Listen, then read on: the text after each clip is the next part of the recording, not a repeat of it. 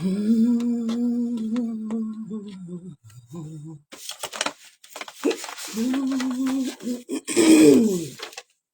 guys, how are we? Hello guys. Okay, hello guys. 3440 ndicho chiko ichocho. Ndiyo postcode yekunokwere 3440 area code. Hi guys, how are you? What do you say? How's been your week, your morning? Tafika midweek. How are you? I wish we are all well. Hi, guys. Come I give you a lesson about life. Hi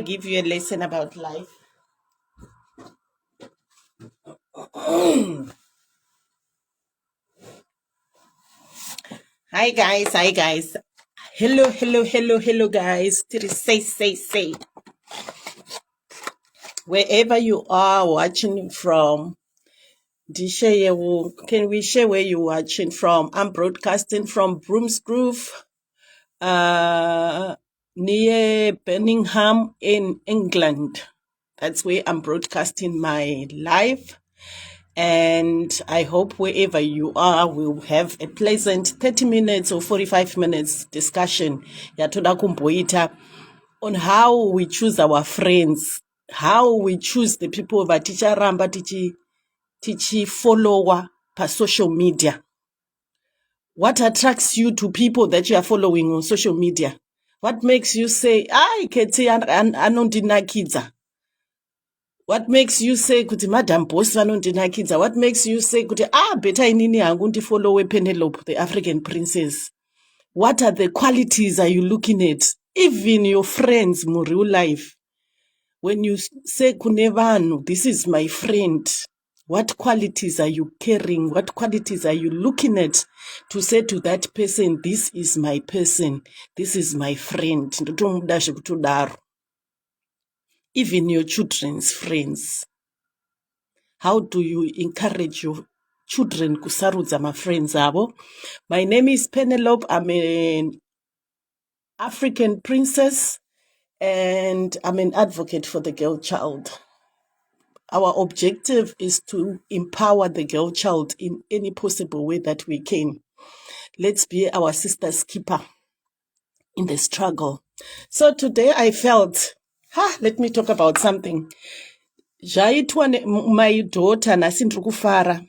Good morning guys, how are you? Nasindrukufara because my daughter andinyorera message. Akati mama, do you know kuti I feel imimi you are my first cheerleader. You have always encouraged me to do everything. Chese chandauya nema ideas ndinenge ndauya nayo munondi-encourage and you always say I can do it.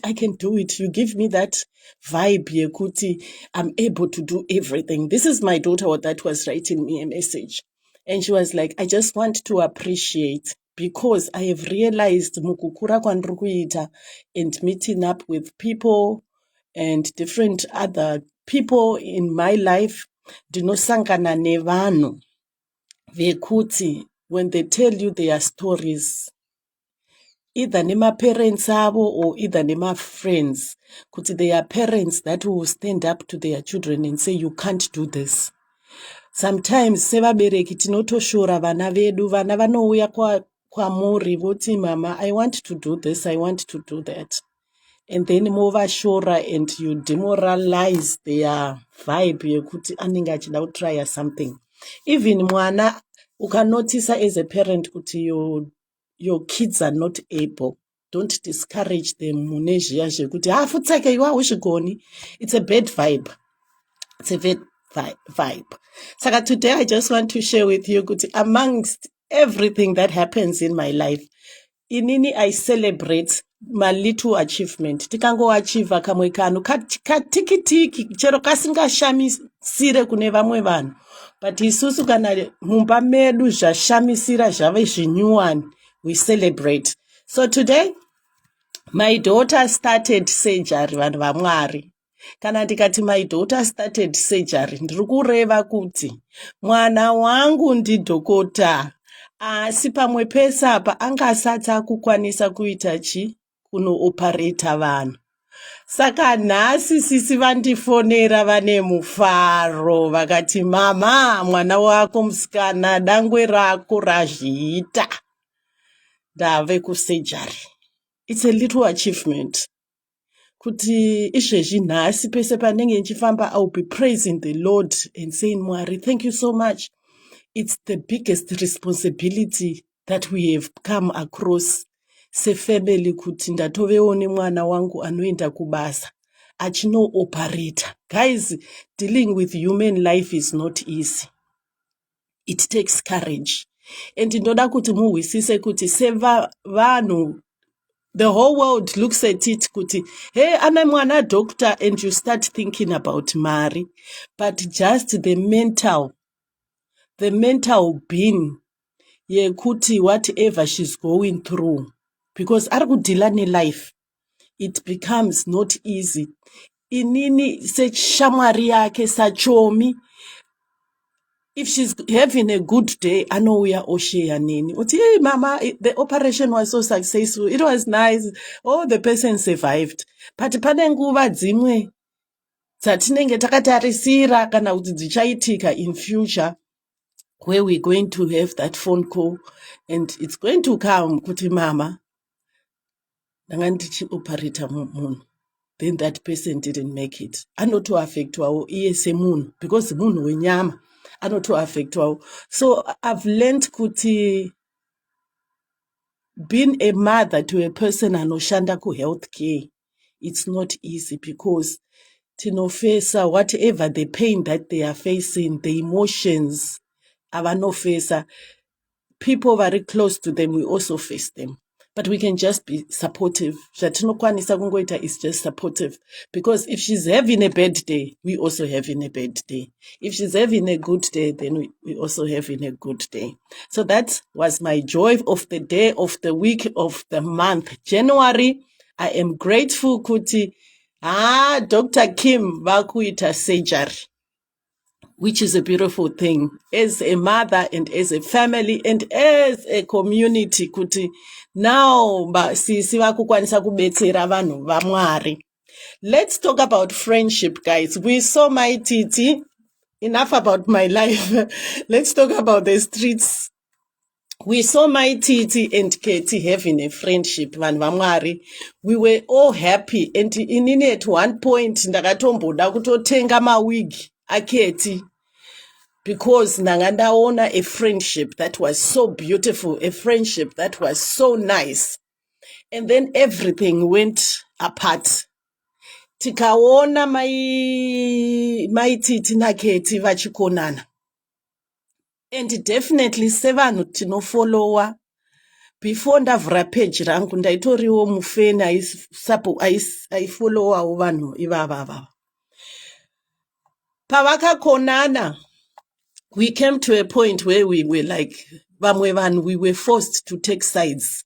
Seni, I took side between the two. Ndakanyasozviti inini hangu zvekutukana, zvekuita kumwadoro. I'm one person that doesn't drink beer.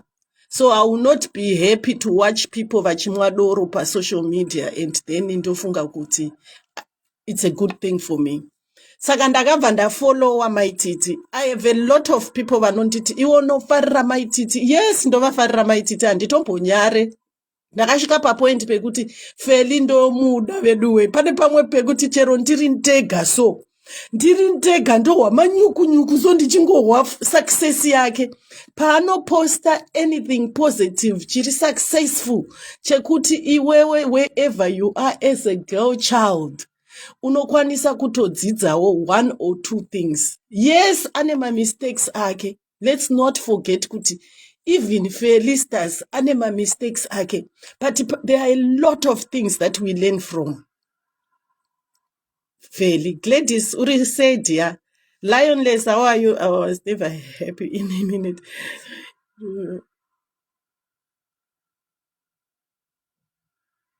And then we come and look at Nyaya. Guys, the Bible inotaura kuti honor thy parent so that the days of your life might be added unto you. I think that's what the Bible says. I've got a Bible somewhere in here, and I know the Bible is one of the 10 commandments. It speaks about honoring your parent. You cannot respect another parent usina. Keti anema flaws aki. I am yet to see kunaka kwaketi. Yes, vanhu vanomfollowa vanoona kunaka kwake. You are justified. But I just want to say to people, be careful of people vamunofollowa pa social media panapa. Social media has become a platform where even vana vedu vatinenge takatengera ma-iPhone, ma-iPad, mafoni kuti neve free wifi iriko mazivano, vanofollowawo vanhu vanova influencer. Are you as a parent checking on what your kids are watching? Imagine your girl child or your boy child achitarisa keti, sewe mai uri kutarisa keti every day, achituka. As a mother, vana vako also they start following. Vari ma 12 years, 11 years, 14 years, vachinzwa iwe semubereki mumba uchiterera. Kelly, thank you so much.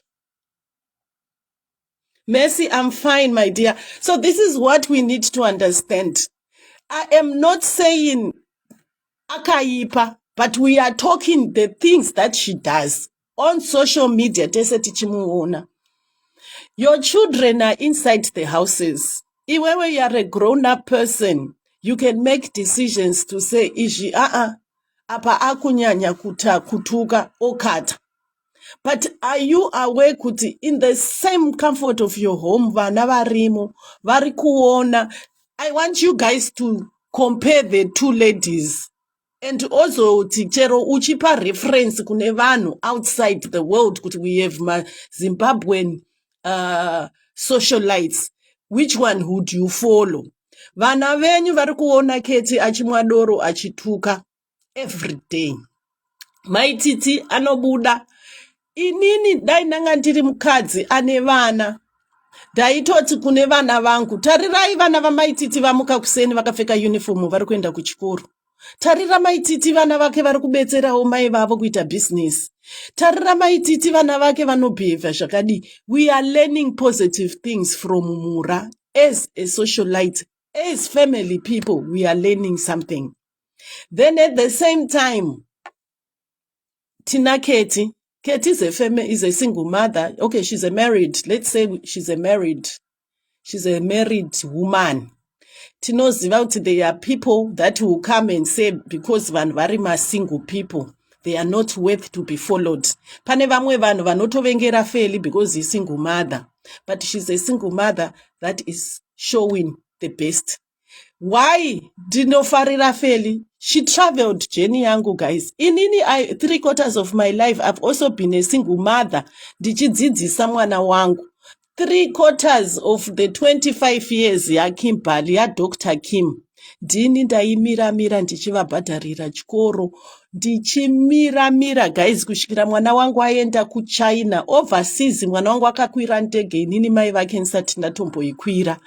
I told myself kuti wherever andina kukura mu background yanga iri terrible, but ndakakurawo mu background yandaizviudza kuti we can do better.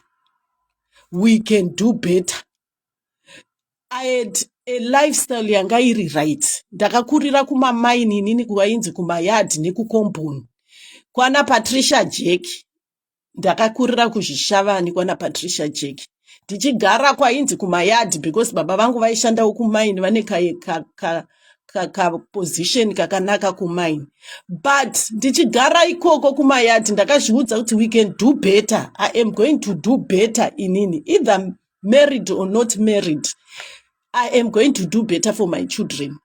Ndakakopawo ndaenda kuma-sports. When we were going for my sports tichiita neMidlands Christian College, inini ndichibva kunkululeko. Everyone that went to Nkululeko, I went to Nkululeko from Form 1 to Form 4. Then I did my A-levels from Victoria High, from Form 5 to Form 6 ndikaitira Victoria High. But kwakandichinja guys, kunkululeko. Kunkululeko kwanga kuri kumapras.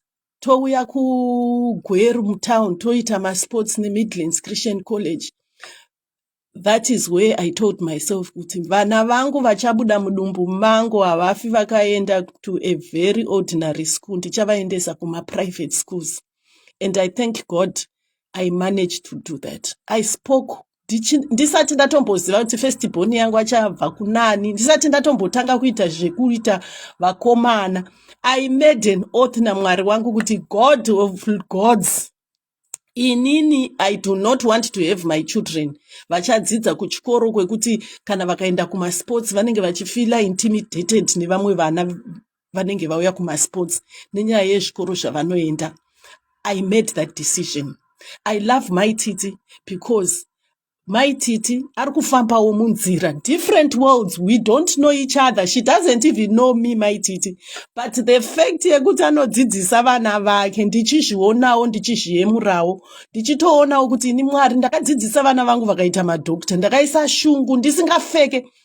Guys, ndisingatenge kana hembe mushopu. I did not bother about buying a dress in the shop. But manje kana sisi vakuoperate ndichamatenga madress amuna chamakaona. We're talking about friends. Your friends you choose. We're talking about how your children choose mashamwari. My daughter akatanga ari Form 1. Achitanga Form 1 akaita shamwari dzake vari Form 1. Do you know how Mwari vanoshanda vanoshamisira kuti Mwari is a God of miracles and is a God of love. 10 years later, 12 years later, 13 years later, all my daughter's friends, vana vangu, and I am so glad hapana kana one akatinyadzisa. It's the type of friends you are choosing. Your children are going to school vachita mashamwari. Ita iwe as a mother to follow up. Kuchikoro kune vana vanoputa madrugs. Kuchikoro kune vana vachati vasvika maform 2 form 3 form 4 vogotanga kuita zvekuda kuvatanana nevarume. Inini I made a mistake yekuti ndiri Form 5 I started sleeping nevarume. Mwana wangu akati I have learned a lesson from what my mistakes akaitwa namama vangu. I am not going to do that. Handimuri kuzvinzwisisa. So check up on your children's friends as well. Even vari kuprimary. Munhu waari kunyanya kufarirana naye, sit down and say, mwana wangu, who are your friends? Shamwari dzaKimberly vari 5, Kimberly ari wechi6. 2 of them ma-accountant. One in the accountant, qualified from University of Namibia. One in the chartered accountant, qualified from University of Pretoria. One in the mechanical engineer, qualified from University of Zimbabwe. One in the engineer, qualified from the University of Electrical Engineer, qualified from the University of Namibia. Sisi Kimberly, the doctor, qualified from the university in China. Saka anti muri kuona, even as my parents, takaita tiri 5. One vakawa kuti zhoni, mama Kimberly azoita zvakati. Kimberly anondifonera kuti, mama, Sheki azoita zvakati. Rodney azoita zvakati. Vimbai azoita zvakati. Trish azoita zvakati. We know kuti what kind of our kids, my friends avanavo vavari kufamba navo in their journey vakamira sei. Are the friends that are going to influence them, or are the friends that are going to break them as your children? This is not just about your children. This is about also the things that we watch on social media, guys. Are the people you watching breaking you spiritually, mentally? What are you learning from them? What is inspiring you? Inini, I will come and say, the reason I watch Mura, she inspires me. Guys, I moved from a new place to a new country, and it's not easy. You don't just get to UK and start picking up money on street. You have my challenges. But each time I wake up, ndikaona Mura ava kujere, and she is not broken. Mweya waMura was not broken by sleeping mujeri. Ko inini ndafamba ndabva kuZimbabwe kucomfort zone kwangu kuCape Town. Ndasvika muLondon. I am being challenged with the situation. Why should I give up when someone, akaita Samura, came from Gujere and she was not broken? So this is why every day ndisati ndamuka, ndisati ndaita anything, ndinobvura, ndinoenda kupage kwaMura vanhu vaMwari, handidi kukunyeperai. Ndinoenda kwaMura ndoti, so what is Mura doing? What is Mura doing? People vainditi iwe uri business person but wakaenda kuUK. Ndakauya kuzochaga capital, guys. Ndiri kuchaga capital. France from here to Mura, mukaenda papage paMura today. Pane panzi business trip to France and what? Lord Jesus, nhasi ndamuka ndikati Mwari makaita basa makandiwisa kudhuze kunoku. Ndinokwanisa kukwira kana iri treni kana kuti iri ndege inobva pano kusvika kuFrance. It is cheaper than kuti nditi ndiri kubva kuCape Town. It's time we also started learning my international aspects of business. If you can go international and meet up with other women vanoku inspire to be a business person, so why not do it? Even for people vakari kuno kuEurope, if you have an opportunity to go to Paris, go and learn.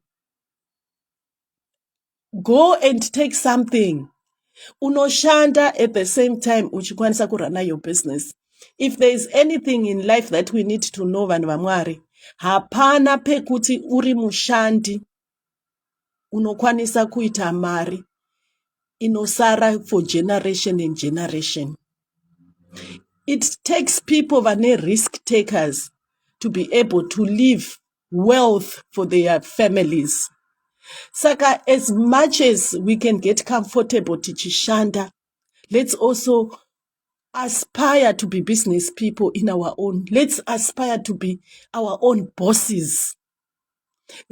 Working up 6 hours daunoshandira umwe munhu is not good enough to make you marry yekuti iwewe ugosira vana vako generation and generations and generations to come. That's another aspect. Whatever, wherever you are, try to run a business. Vanhu vari kuUK, can you also, if there are people vari kuUK, please, I need you to help me.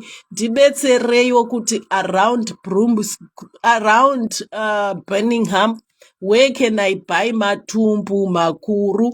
I would rather pandinenge ndiri ma-off days ndonocollecta zvangu ndichidistributa makuru. If I get an extra 50 pound, is good enough for me on that particular day. Ndiudzeiwo kuti matumbu nemakuru vanhu vari muarea yeBirmingham, even if it means 100 kilometers away, I will drive. Ndingatotenga deep freezer kuti nditengese maguru nemakuru padhuze.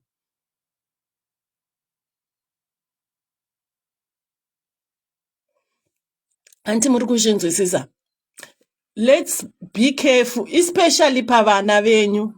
Check who your children are playing with. Iwewe, even as a parent, ask yourself the people that you are playing with. Guys, takasekerera tikafara. Tikaona a friendship that came together. Tinoona ma friendship anouya panapa. Tinoona ma friendship. Sometime inini semunhu asingaite mashamwari. Do you know, I always say, but vanhu ava, how did they become friends? They are two different. Be a person that can read character dzevanhu. Munomboziva?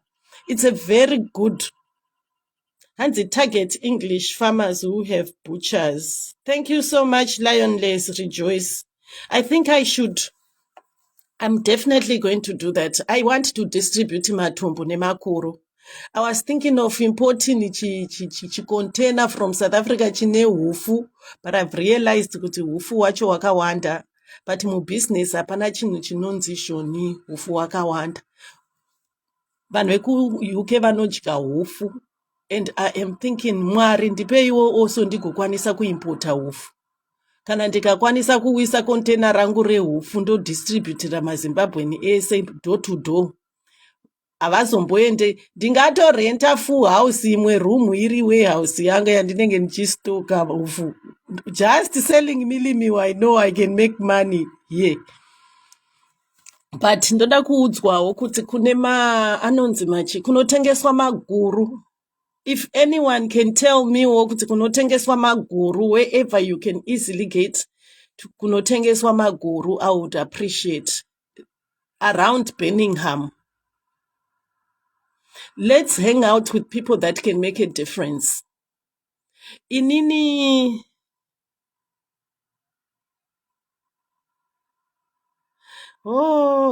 hands they throw away, just like Cape Town Cape Town vaitombo zvimakumbo zvemombe vaizvikanda. Eventually when a lot of people now started saying we want, that's when they started selling.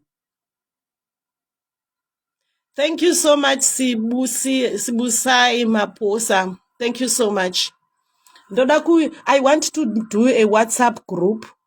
I know people are busy, but inini semunhu ajaira kuita business, there's nothing like I'm busy and wanting to rest. Pandinowanira ka day off kangu ndonostoka ndouya ndodistributira vanhu. It will make my life easier. Ndinokwanisa kutowanawo ka extra 1 pound, 2 pound.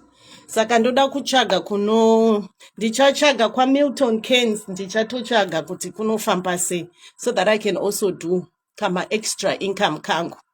Kune vaya vari kuti kuvanhu musiwo esa hautenderwe extra income. Ndida kuishanda iyoyo mari ndichitengesa maguru angu ndigoibhenka futi mubhenki ndigoona kuti inenge yakanyorwa kuti yabva kumaguru here. This is what we need to do. If you feel kuti your heart is broken and wherever you are, just look at other people's journeys. And it will motivate you. I swear it will motivate you. Inini for one, I wake up in the midst of everything. I am a person anoda kuitawo business.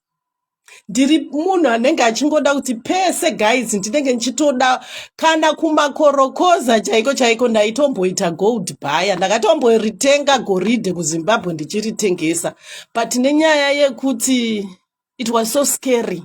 Zvinhu zvacho zvaingondityisa, plus kuZimbabwe hakuna security yekuti unenge uchiita one day unongozouya ukatorwa ukati ndimi muri kuita zvinhu zvekutengesa goridhe.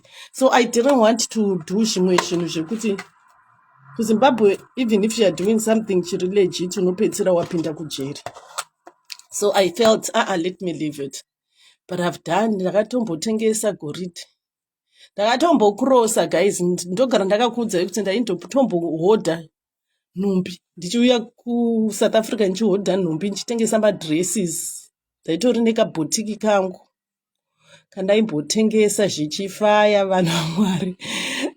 My first car in my name ndakatoitenga nekabhotiki kangu kandaiita. But I don't want to go back to that journey. Zvine mari, but I don't want to go back to that journey. I want to do something big. I want to do something bigger than selling clothes. Kamboita masolar panel, iko zvino masolar panel atove muhistory kuti takatombomaita, because iko zvino takutoita zviri paground. We can't keep crying over milk kuti takatomboita masolar panel. I do not see myself. Maybe yesterday I was thinking kuti, do you honestly think it would be possible for me kuita masolar panel neweather iri kuno kuEngland? Kunotonhora, kunoshura, vanhu vaMwari. Ugoimagina kuti ndichatozombokwira pamusoro perufu. Aiwa, never. Ndakutsvaga mamwe mabusinesses. Business ideas. Let's come up with business ideas. What business ideas can we do? Let's share. People that are already doing businesses in UK, please, I am kindly asking, invite me even to inbox. become my friends. I am asking for my friends that can give me ideas also. Kuti Penny, this is what you do. This is what people can do to make money. Muno England.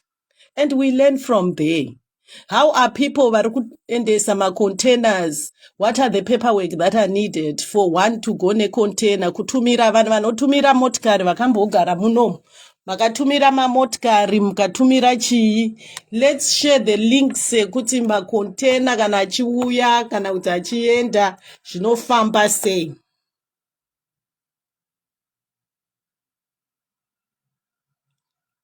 Thank you so much, Kelly. So this is what we want. I personally want to learn. I want to be drawn closer.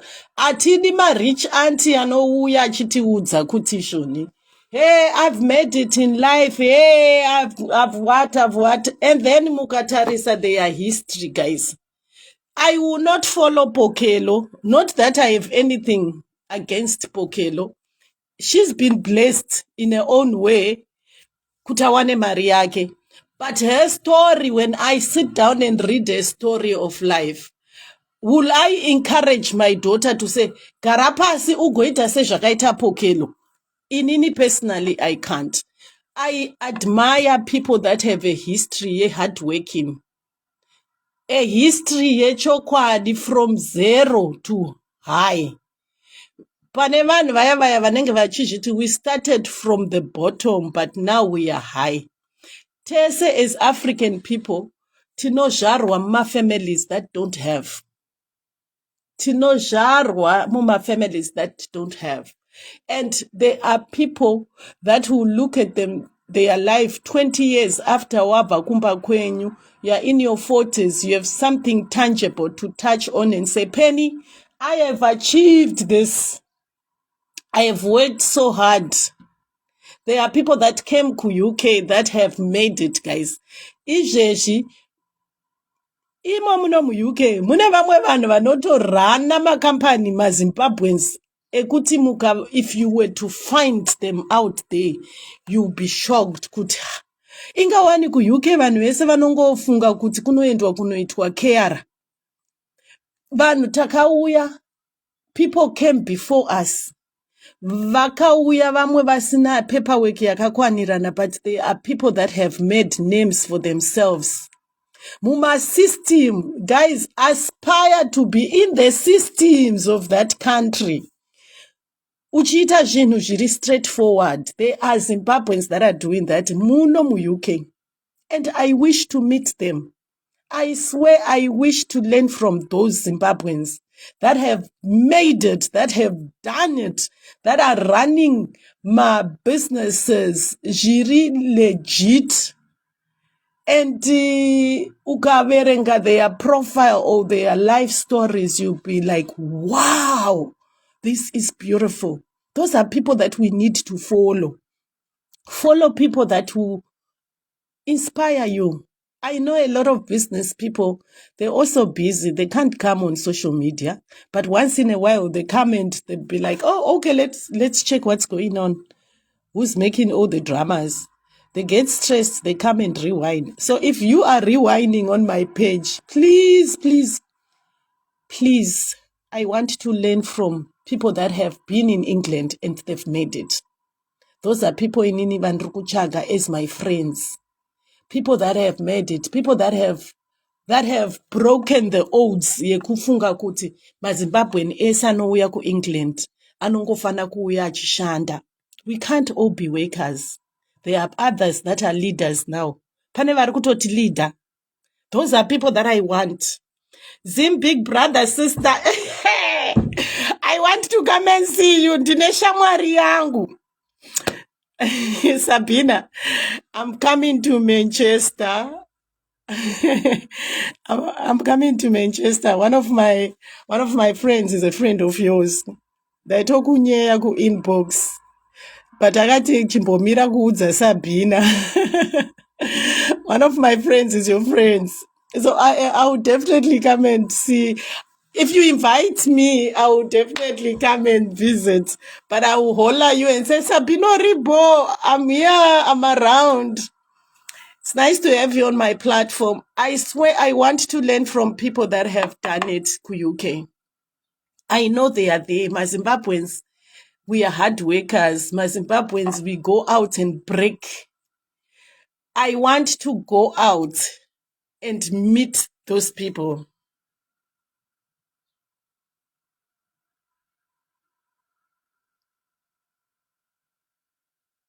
Lionless, thanks so much. Hansi, can you do shipping? This is what I was thinking, Kuti. It's already been done. Vanhu vari kuita shipping from here, zvichienda kuNamibia. So why can't we also bring some things from Namibia to here? The other day I went out, guys, and remember I went out and I was saying, Kuti, I want to go and see what other immigrants are doing. Muno mu UK. Things is illegal. Running a shop, chayo. Do you know running ma fish and chips? Kuno kwanovati ma fish and chips as well. You can make a lot of money. Ma-dependent, vanhu vari kuuya sema-dependent. People muri kuuya sema-dependent. You are allowed to do anything. Ma-COS ye vanenge vakalimitwa kuti you are supposed to do health. Stick to health. But ndauya nepartner yangu, wakauya nepartner yako. Ma-partners ari kuwiswa. Don't limit yourselves. Kuti izvoni because mai mwana vari kuita okay, imimi mobva maita okay. Kana kuti baba mwana vakauya neCOS vari kuita okay, ivo voita okay. Be open-minded and go and find out. Explore what other opportunities are there in England. Ekuti you can discover. I personally feel kuti ma-dependent munokwanisa ku-opena companies. You're allowed to open the company. Let's open those companies zvedu. Ukaopena wasvika 2024 mu England uri dependent. Ukaopenawo business rako. Slowly you learning uchishanda uchichaga capital because every business inoda capital. By the time paunozosvika 3-4 years later, it takes a good business kuti rinyasorana 5 years to 10 years. So start now, une confusion iyoyo. When your mind is not even settled, you don't even know kuti zviri kufamba, say, open that line. Ukaenda pa internet ma company ari kutovhu anovhurwa nemari shoma. Anovhurwa nemari shoma and it can be done online. So let's not limit ourselves. Let's just keep encouraging. I'm not going to be a stingy Zimbabwean that will say, I'll stick to myself and do the things in Dega. MaZimbabwean tochika kuroiwa. Tozviziva kuti tochika kuroiwa, tochika kureverana. But this is one thing that I was told nababa mukuru vangu. Thanks kunana baba mukuru vedu vanenge vachigaya, very authentic. I remember one day we were having cake. We went out for cake. And Baba Mkuru says, Mainini, you're allowed to be a citizen of as many countries as you want to be. You're allowed. But what you need to do is make sure your paperwork is authentic. Kana ndafunga izvezvi kuti ndakuenda kuGermany, ndandiende nemapepa ari right. Kana wafunga kuuya kuEngland, uya nezvinhu zvako zviri right. Kana wafunga kuenda kuNamibia chaiko, enda nezvinhu zvako zviri right. KuBrazil, enter nema paperwork yako ari right. So that when you are a citizen of that country or you have paperwork yako yakanaka, there is no need to fear zvekuti maZimbabweans anoti izvoni. Uchabatwa. Unoreverwa. Munondirevera kuti ndadii. Ndine zvinhu zvangu zvakakwanirana. This is the mentality we need to remove from people. Kuti unorevera munhu ane mapepa ake akakwanirana sei. But we need to understand from the background kuti zviri kubva nekupi. Even ku South Africa, I want to tell you the truth. The same mentality iriko even ku South Africa. Ku South Africa kune maZimbabweans akasvika akatora ma-ID vachichinja mazita zvisiri pamutemo. Vanhu ivavo chero ukasangana naye ari muZimbabwe haadi kana kumbotaura chishona. Ndo vanhu vanoti kana kwakutanga zvezonofobia kuSouth Africa ndo vanotanga kushedzera kuti hey, amagweja ivo vari maZimbabweans. Zvinoitika nevanhu vanenge vakaita zvinhu zvisiri pamutemo. KuUK kune vanhu vakatangawo kuuya, saka vanhu vaitya kutaudzana. Vanhu vaitya kuti kana kuti vabvunzane kuti saka iwewe paperwork yako yasvika papi, because vaizviziva there was a time everyone did not have paperwork. maZimbabwean ese pane time yavaigara munomu kunana 2000, 2001, 2002. Munhu wese did not have paperwork. This is why we have a culture yekuti ivo pachavo they could not trust each other because vaitya kuti vanonoreverana. It became a culture yeutsinye yekuti instead of protecting each other they felt kuti tinokwanisa kunoreverana. But times have changed. Thank God time has changed and civilization came to the people vari kuoffer you African people my jobs. Vakati, let's do the paperwork in order. Paunotanga kuita COS rako unonzi police clearance. Ugoita police clearance yako. Chero kuZimbabwe kune maporisa anoita zvekudhoja. Vanonyorera mapolice pasi pemuti but kunovhunzwa police clearance yako. Ugoenda ugonoita TB yako. Vagokuongorora paunoita application pauneusenda zvinhu zvako. Ndosaka muri kuona kuti vamwe vanhu vanoapply.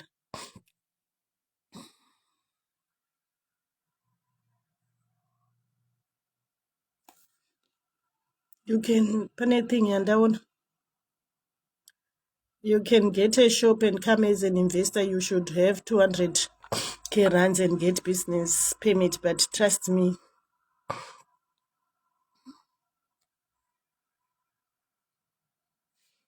Okay, Lionless, I got that. You know what? Let me tell you what drove me.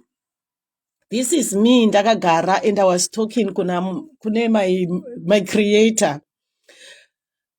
I felt kuti from 2001 ndipo pakatanga zvinhu zvema-COS zvakatanga zviri mbijana vanhu vasati vanyatsozvinzwisisa. 2022 zvakazombotanga zvichitanga. I remember inini 2023 early 2022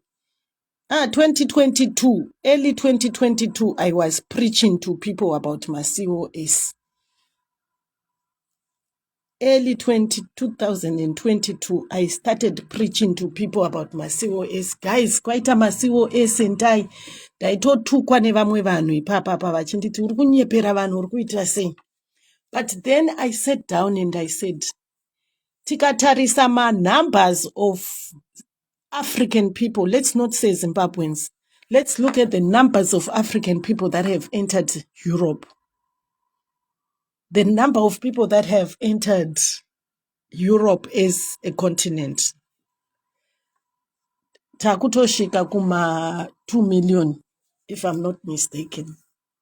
Because Germany has been taken, Poland has been taken, England has been taken, Scotland they are there, Ireland they are there. So look at the numbers of my Zimbabweans, African people that have come in. And then when you look at the numbers, let's ask ourselves in the next 5 years, what is going to happen to Europe? Just imagine about it. Think about it. We have a setup yekuti pane portion yema-African people ichanyasonotiswa. Saka ndikazviudza kuti ndikatanga kana kashop kekutengesa hufu, chero ndichinohodha hufu kuBirmingham, ndoita kwandiri kunoku ndichitengesera vanhu vari munomu mandiri, ndichivadistributira. After 5 years chero ndikazokwanisa kutakura kakontena, maZimbabweans anenge awanda, vakauya vari vana vanenge vatowanikwawo, vatove nemhuri dzavo, so the numbers are going up. And future yacho ndeyekuti tichatove nemabusinesses echibhoyi. Kune mabhizinesi echibhoyi nemabhizinesi echirungu. Saka mabhizinesi echibhoyi achatowanda muno, guys. Achatowanda. We like it or not, the numbers achakwira muno mu-UK. Because takatouya and we are legally here. Hatizi kubira kana kuti takajamba border. Saka eventually zvichaitika ndezvekuti because takauya nema-work permit, tichatongopedzisira tapiwa ma-citizenship. Vana vedu vatakauya navo vachatozopedzisira varoorana. Kana kuti vachaita mamix, kana kuti vachaita sei, but mapopulations edu 5 years from now, 10 years from now, tinenge takutaura Britain yakasiyana neBritain yatakauya isusu. Saka tichawana mabusiness. Tichawana mabusiness that will cater for vanhu vatema. Even izvezvi ukanovhura kuri kuti you've got money, ina handisati ndave nemari zvangu, handina mari guys, I don't have money. Chero kasavings kandakaita kakwane kuti ndirente kana shopu munomu handina. But if you open zvimwe zvima-outlet kuBirmingham uchitengesa sadza nemacimbi chaiko chaiko, unokwanisa kutowana mari. Sadza nemacimbi chete. Sadza, macimbi, traditional food yako uchitengesa sadza rako. Sezviri kuita Loveness. You've seen Loveness anoita kuAmerica. She's doing her business remaguru. Loveness anotuka. Loveness anotuka. Anomwadoro. But inini I have appreciated kuti anoita business remaguru. Anobika sadza rake achitengesera vanhu sadza. That's one thing I've learned. This is why I'm saying when you're choosing people vauno follower, what attracts you to them? Anyone that's doing a small business, anyone that is doing something that will bring them to be better human beings, inini I will take time to say, okay, saka arikuzviita sei? How are they doing it? Saka kuno ku-UK, vanhu varikuita ma-businesses, please, please, please, kana muchikwanisa. I know kuti tine kamwe ka elite. The Zimbabwean community ine kamwe ka elite. If you've lived in it, guys, let me tell you something. KuZimbabwe kune kamwe ka elite group. Isusu takakararama tichikura.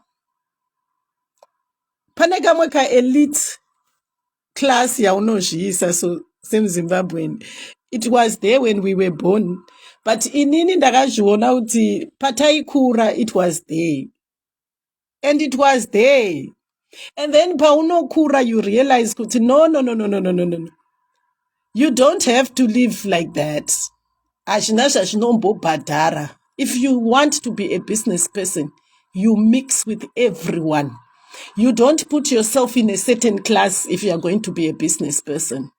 If you are a business person, you go even kuma squatter camps to hear what they have to offer.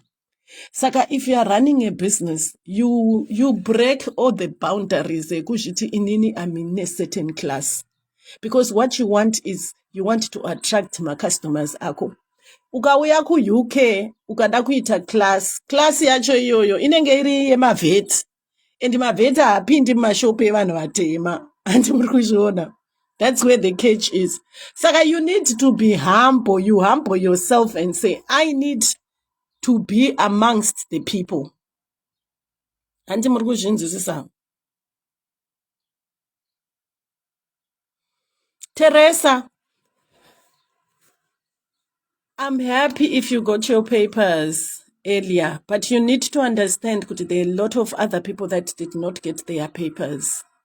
I'm not saying it kutuka vanhu, but I'm saying it kuti we understand. And this kushoropodza vanhu. Truth be told, there are people that came 98 avasati vawana mapepa. Vamwe vacho vakauya 98 havasati vawana mapepa, my guy. Hazvizi zvekusekana, inyasha dzaMwari. There are other people that came 2 years, 3 years awana mapepa. Antiri kunzwisisa. So people vanosiyana, point of correction, some people had correct paperwork. Thank you so much. I'm not saying everyone didn't get their papers, but we are saying kutishoni, some people did not get their papers.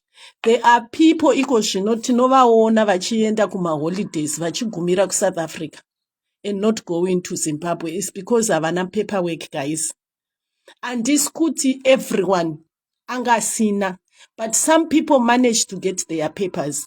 Some even up to now, they've been in UK for more than 12 years, 15 years, 20 years. Havasati vawana mapepa. But the kechi ripo iko zvino, everyone ari kuuya ku UK ane paperwork iri correct. So we don't have the reason to be running away from the authorities. 2021, 22, 23, 24, everyone that is coming ane paperwork yake. Before you even leave Africa, you're not wondering kuti ndichanopinda here kana kuti ndinodzoswa. It's automatic, visa rako rabuda. You know kuti 99% I am going to go through because wato assesswa kudhara before the journey. Previously, people would come vasati vaassesswa. Previously, between Britain and Zimbabwe, panga pasina visa, waingomuka oenda ku station, kundege station. Wasvika kundege station, wakutotenga ticket rako, wakutouya. It was that easy. But it was that easy, but zvaive zvine ma-complications azvo kuti kana wasvika kunoku waifesawo ma-complications ako. Wilson, how are you, my sister? I heard you not feeling well. Ndakaona pane life yaSabina kuti you're not feeling well. How are you doing? I hope you're getting better. I love you so much. So that's the thing. Zvatiri kutaura. All we want to say is, guys, paperwork, we all need to encourage each other. Even vasati vawana ma paperwork. Let's encourage each other. Kuti tiwane ma paperwork edu tese. I'm not coming and insulting because I know kuti for someone kugara ku UK for 20 years and not have their paperwork in order, panenge pane zvinhu zvinenge zvichinetsa. But if we can, let's encourage each other kuti tiwane ma paperwork. Inini, my brother-in-law once told me kuti you are allowed to live in as many countries as you can freely as long as you have your paperwork in order. Kutaurisa kwatiri kuita, tiri kuzvitemba kuti paperwork yedu yakauya iri in order. I don't intend to come and do zvinhu zviri criminal munomu. Ndatouya ndichitoda kutorarama a free and liberated. Ndiyo liberation yacho yo, ndiyo democracy. Kuti you're allowed to live freely without fearing kuti umwe Zimbabwean anondi reporter. What will you report kuti Penelope aita sei? Ini paperwork yangu ndakauya kubasa zviri freely. It's the mentality we want to remove from Zimbabweans, because Zimbabweans ane mentality yekuti unoripotwa. Apparently also maghost akawanda anobva ku UK. This is why we have people don't want to come up vachizvirepresenta themselves because tinotya. But nonetheless, that is not the topic for today. Topic here today ndeyekuti inini, I love my titi. I choose her as the celebrity that I follow. The people that you are following on social media, how are they impacting or changing your life? Inini, as a person that came from an African, guys, kwakatosiyana Europe neku Africa kwakatosiyana. There are new things to learn here. So we want to learn from people that can also aspire as kuti chero ku UK mauya, but ku UK kuno fire. Ku UK hakuna, ndiri kukubhiga iwani vanhu veku UK kuti varimo mu UK imo munomu. Vasiri kungoita basa remakeara. People that came as Zimbabweans vari kurana ma-businesses munomu. They are there. Those are the people we want to learn from. Those, inini personally, those are the people that I want to learn from because I know they are there. Varipo, vamwe vacho vakauya vakaita their education and they've become, my positions are even higher than my carers. They are there muno mu UK. But inini, because I love zvekuita business. Zvekuverenga izvi ndozvida, but ndezvekumanikidza.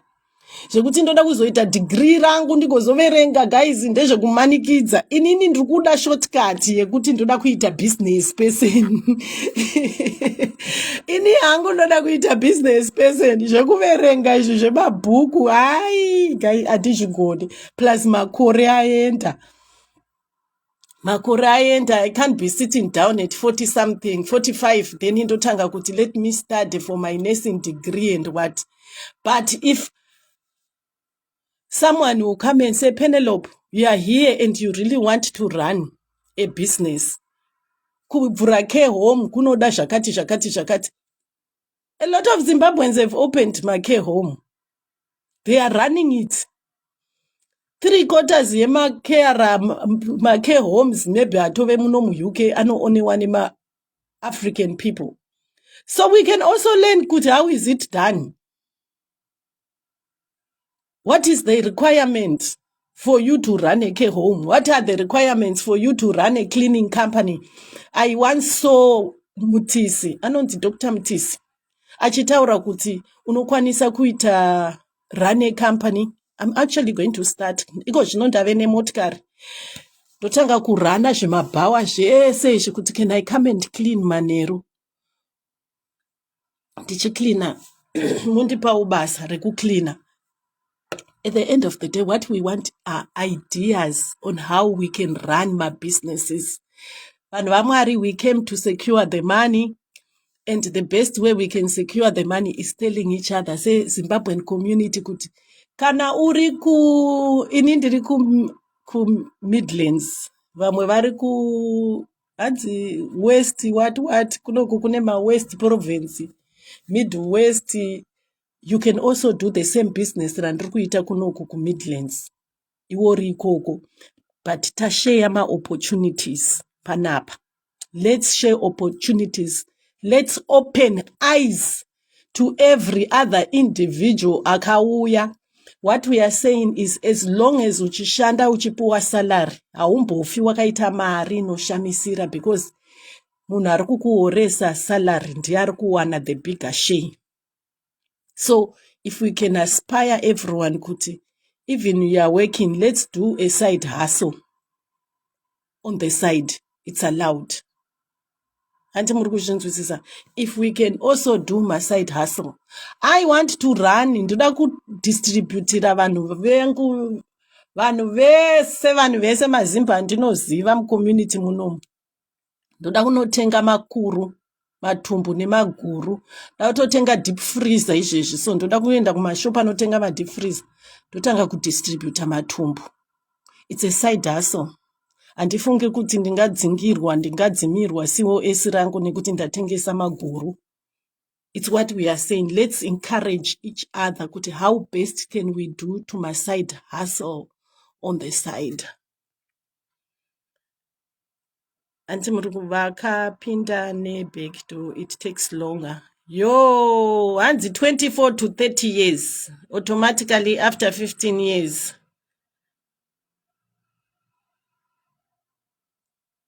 Yeah, anti muri kuzvinzwisisa. It's tricky.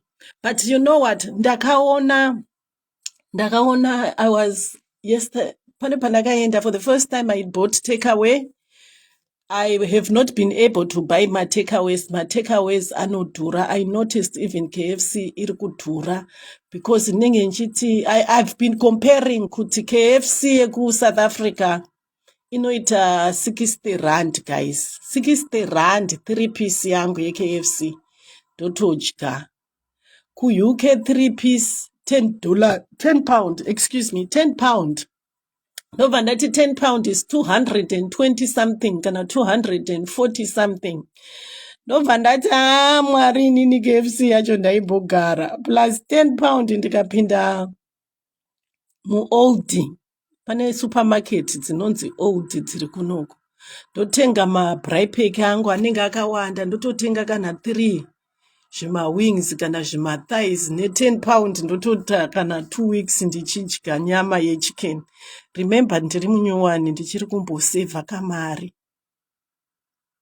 As mwana wacho should be under 18 within the 7 years.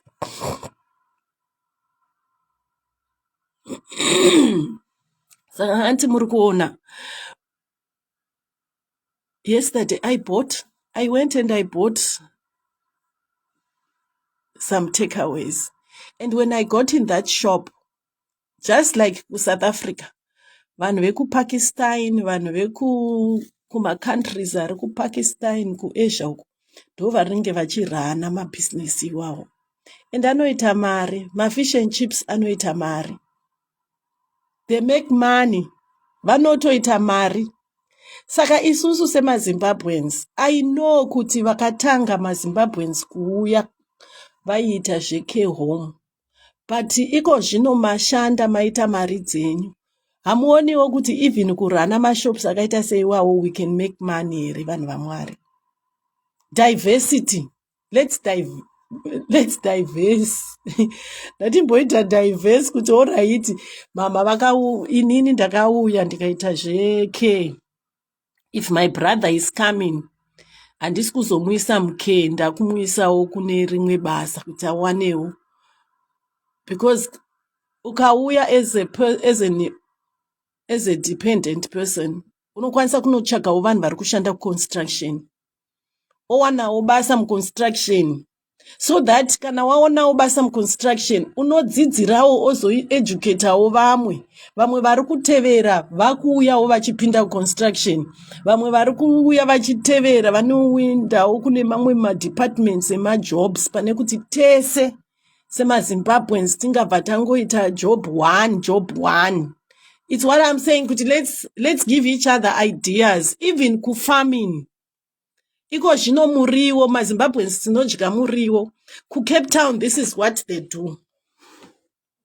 Kuma farms kunorimwa muriwo. Inini peni ndonotenga muriwo netruck yangu. Then ndokudistributirai mudzimba menyu, ndichidistributa. Ndatowana mari yangu. Ndosvika ndokuudzai kuti muriwo unoita $10, £10, £15. Mondipa makeshi yangu, ma £15 ai 10. Ndatowana 150. Mabusinesses anokwanisa kuitika iwawo. Because vanhu vanodya chimuriwo, pane chimuriwo chinotengeswa mumasupermarket.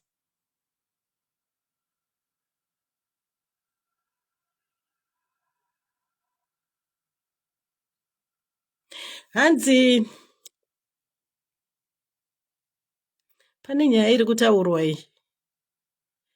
I want to be part of the journey. Yekuti Zim big brother sister, it's okay, I hear you. Remember I once said we shall go together to go save our people and country captain.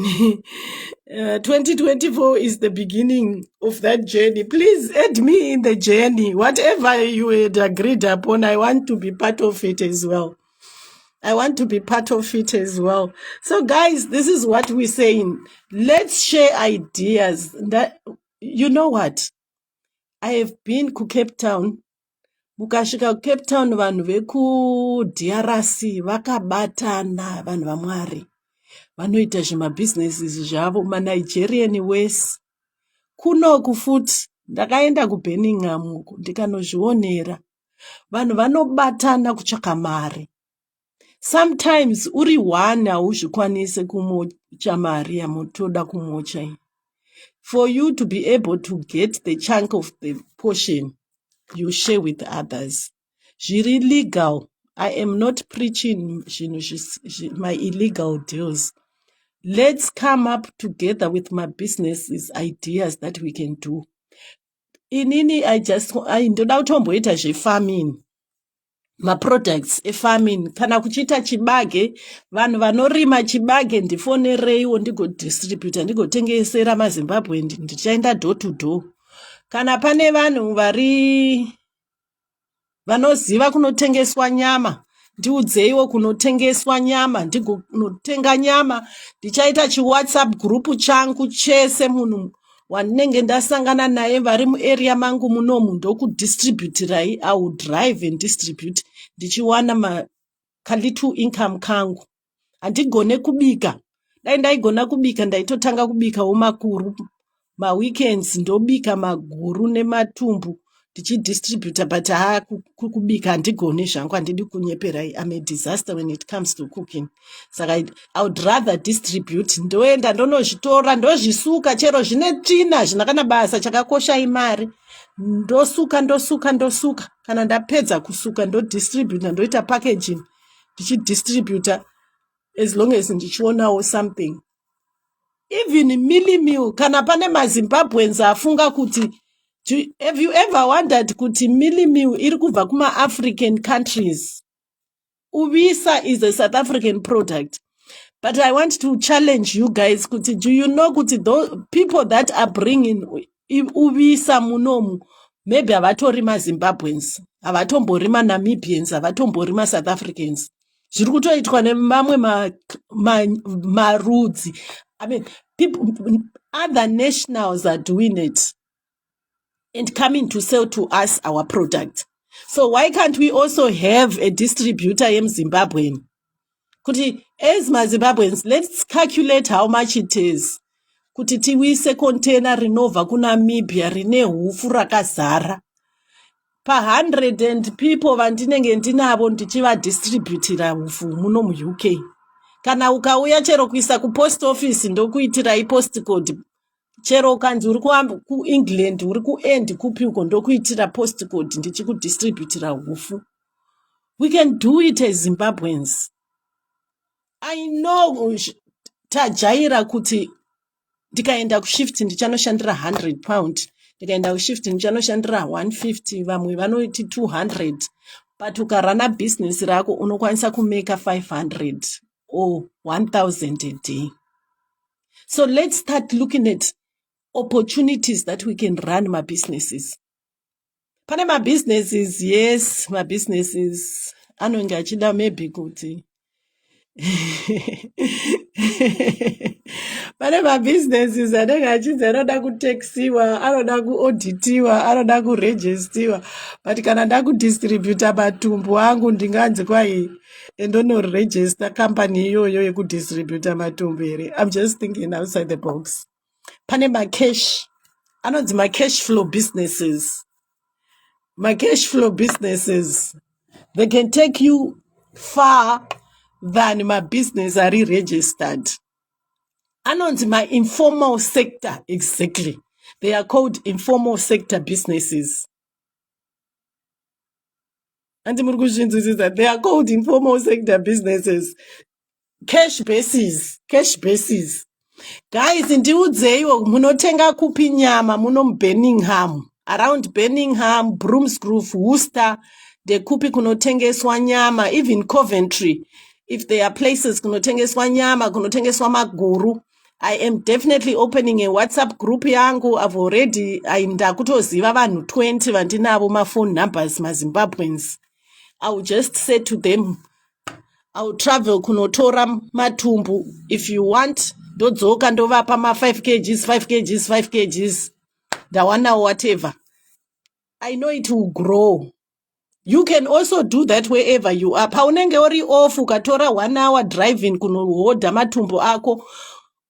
Even to tell the people that are packaging, could pack them in 10 different packs because I'm distributing them to people. And you come and you distribute. No one amari. isusu tatojaira chero chikwereti mamamonthendi kana taura pamonthendi inondidzorera mari yangu kana ndakupa. So let's do that. Let's encourage each other kuita izvozvo. Kuma-farms kunorimwa chibage, let us know kana chibage chiriko. Unonotora chibage.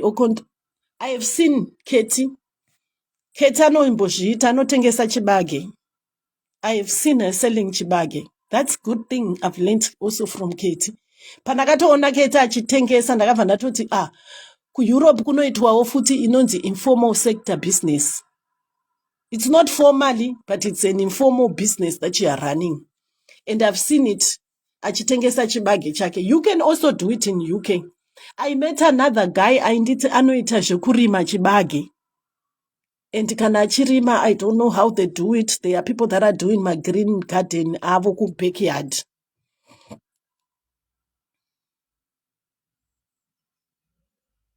Chekuita Life Ega, my brother Freedom Chimedza. Guys, also go follow him. He looks Ndeupi anonzani Wilson, write his name kana kuti put his link ipapa tingomfollower. Anonzi Freedom Chimedza.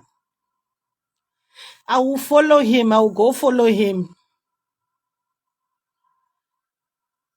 Ndichamufollower uri Haslam Kuma. Let's follow each other, guys. Let's follow each other. So that's all I had. Nema veggies. Yes, kunotengeswa ma veggies. Ku Cape Town vanhu taitengesa mumabhutu. Zvekuti kwai tinofamba nema-expensive car. I remember one day neNissan Juku yangu ndakaisa chibage ndaenda kuCaledon kunotenga, ndaidonedza masiti, ndaitotengesa chibage muNissan Juku yangu.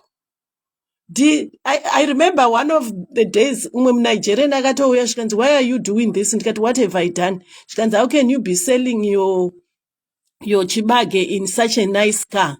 Ndikati, my friend, zvikanzi, you should come, then I'll give you a nice business to spin. Ndikati, this is the right business to spin my money.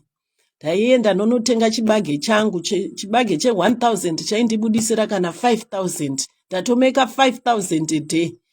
Saka pane tumwe business tunoluka sei hatuna basa, but ukatozoona returns aunozowana, you'll be surprised. Vanhu vatema vawanda muno muEurope.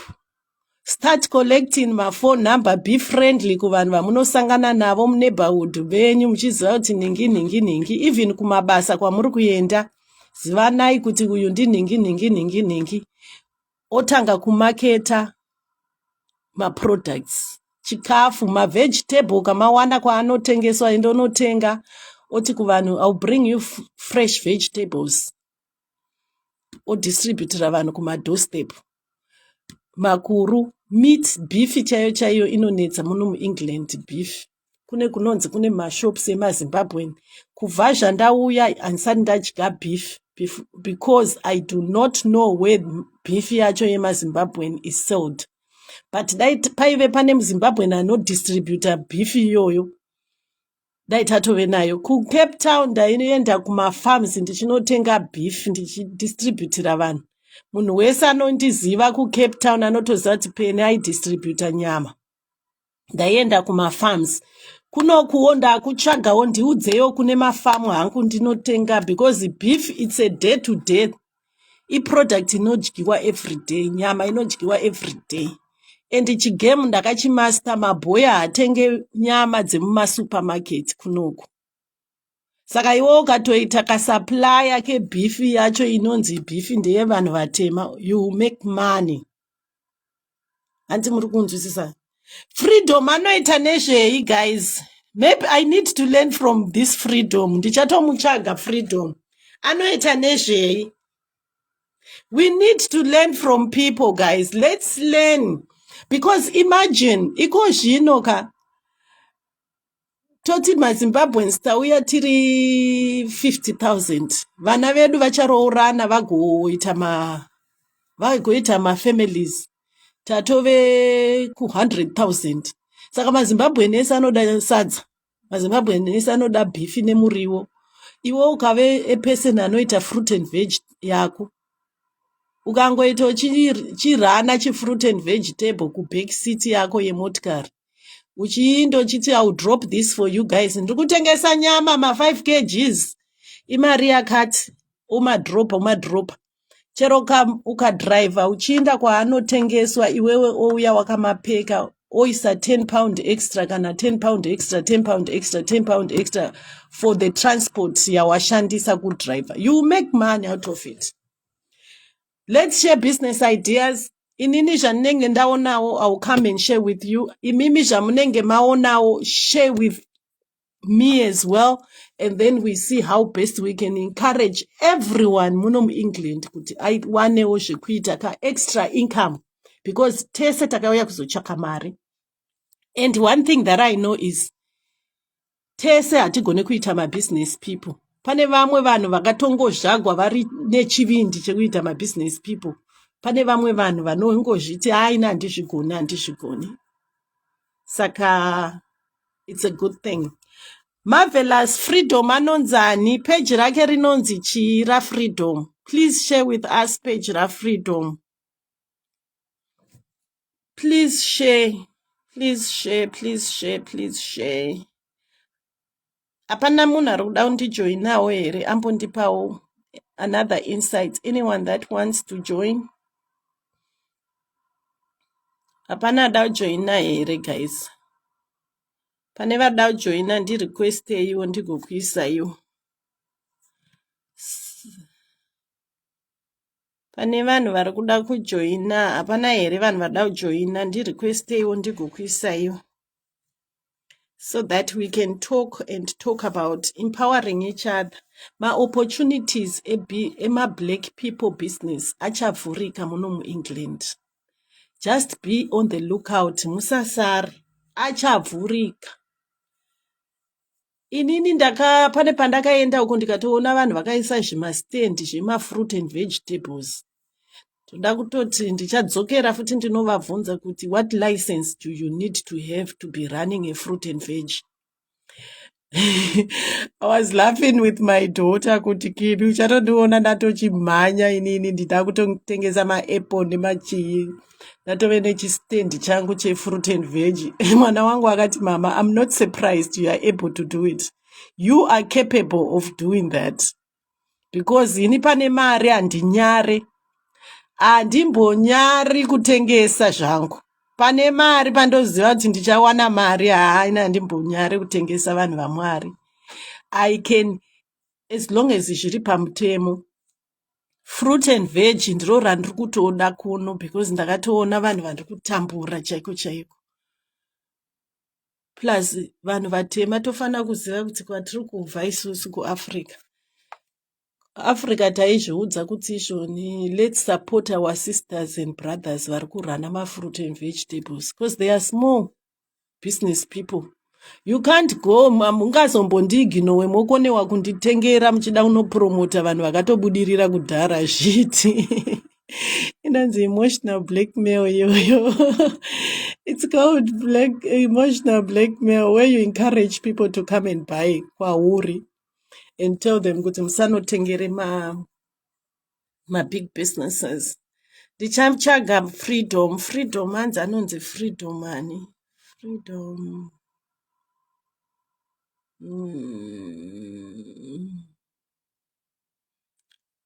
Guys, mati freedom anonzi freedom ani. What's freedom's surname so that I follow him? I'll follow up, because I honestly, I want to learn from people that are doing my businesses. Not zvema business zvevanhu vaya vanongoti inini ndine mari zvisingaonekwe kuti mari yacho vari kuiwana kupi kana kuti zviri kuenda kupi, zviri kubva nekupi, zviri kubva. Tikuda people that have my businesses. Imo muno muEngland my businesses ari kutochirana zvakanaka. I have seen vamwe vanhu my dependent. I have seen also, and also follow Mancuve diaries. Okay, I'll definitely do. Pane vanhu vanoita zvemapati, munozviti catering. Catering. Pane vanhu vari kuita catering. You can also start doing that. Here and there, people do my parties. So you can also start doing catering. I don't know kuti how often, but you can also try to do your catering company. My dependent, vane a bigger portion, yema opportunities to do a lot of things. Munom England. Vanhu vagara munom England, tiri kukuzivai kuti pane vanhu vakawanda vanoita mabusinesses. Tiudzeiwo. I wish someone, can I please invite someone that's got a company and we can have a chat, and then you can educate people kuti if ever you are a dependent wakauya and you want to register a company, these are the things that are required. If someone is willing to come, you can come kuseri, and then we set a date where you can go through nema ideas, educate people kuti these are the things. Kana uchirana company muno mu-UK, zvinofamba zvakaita A, B, C, D, E, F, G, so that people can learn.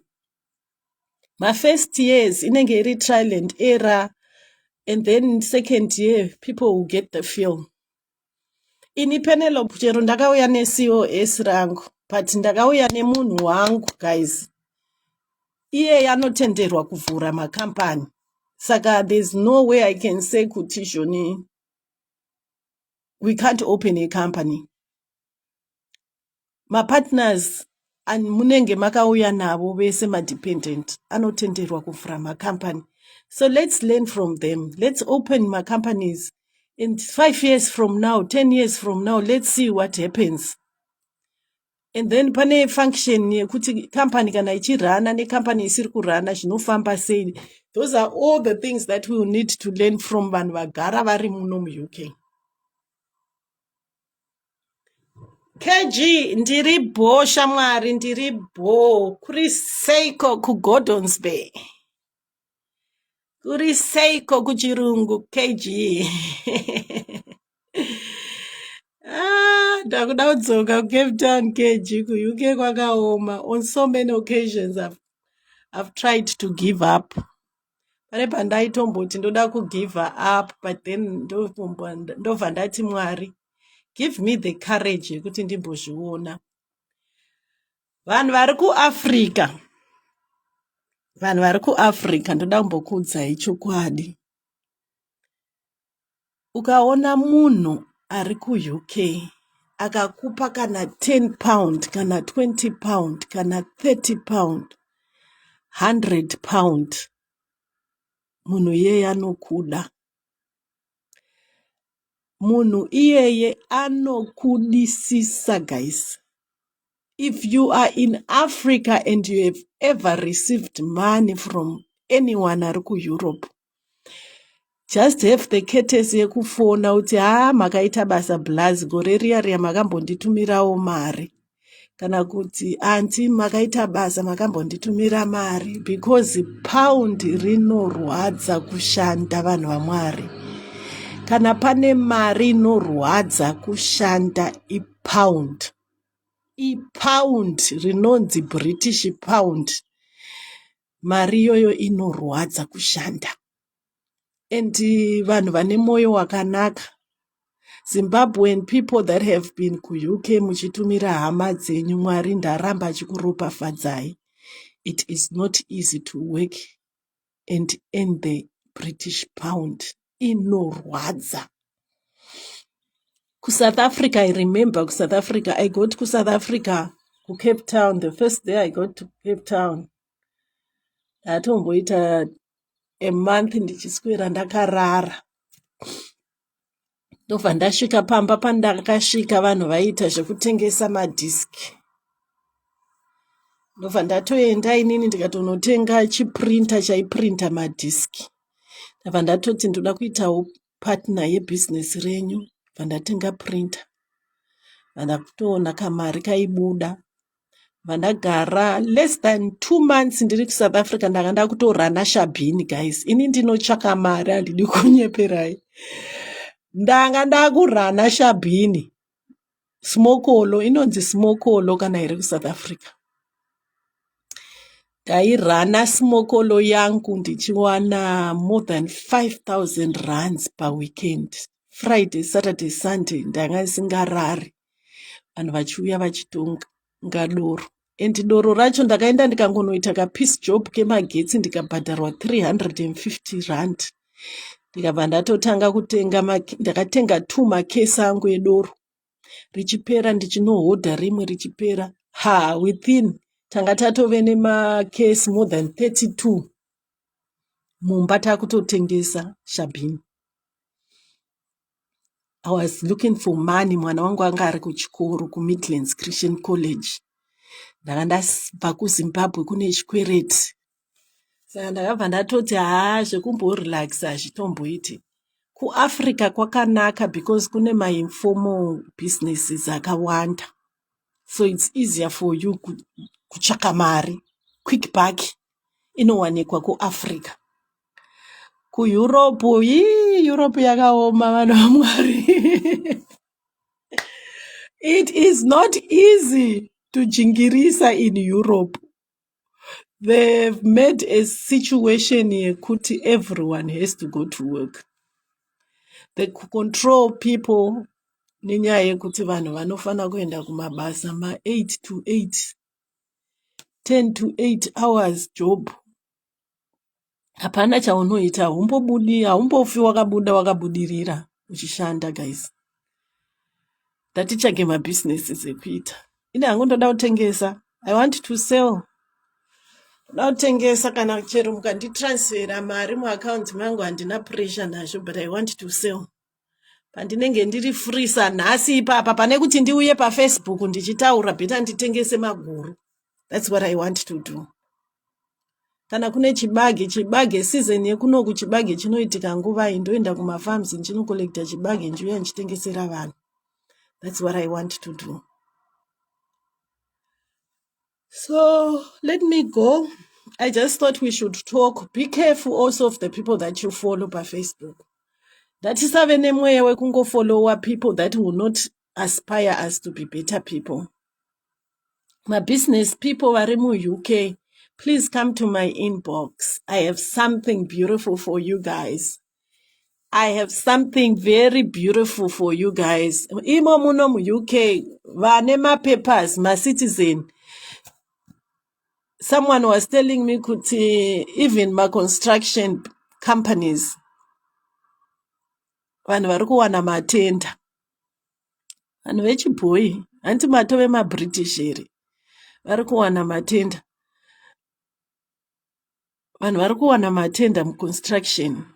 Vanhu vari kuwana matenda, ma-cleaning tender, even ekucleana ma-business evanhu, like ma-buildings, ma-government buildings. Pane vanotowana contract yekucleana. So let's move, let's build, let's develop ourselves.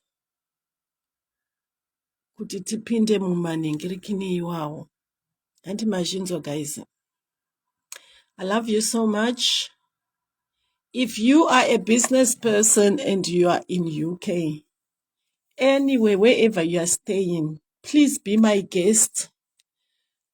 Ndokumbira umuyewo ku inbox kwangu. Please, please, please, please. If you are a business person, I know you want to run you live in your private life and saying kuti maZimbabweans anonetsa. But if you feel like you want to tell your story, kuti how life has been, let's share. Ndokumbirawo mungonditiwo hai ku-inbox. Ndimi vanhu vandoda ku-identifya. Ndimi vanhu vandoda kuita closer to. I want to understand the journey, the hiccups ari munyika macho. And the easiest way of building your empires amaka build down. If you are willing to share, please come into inbox kwangu and then we can talk. That's what I want. I told you guys kuti chero tiri masiwo tine pamuromo, excitement. Munofana kungotiregererawo kuti kufarisa kwacho excitement nhamo yanga yarova paAfrica apo manga musachaizivi. Tanga tarohwa nenhamo saka patakazoanswawo naMwari kuti takuuya kuEngland zvakabva zvanakidza. Saka we do want to learn from you guys. Mutibetserewo. So if there are any business people, you can come in my inbox and then we'll talk about it. And then we can share about it. I love you guys. I have to go now. Pane munhu ari kundifonera. Let me talk to them.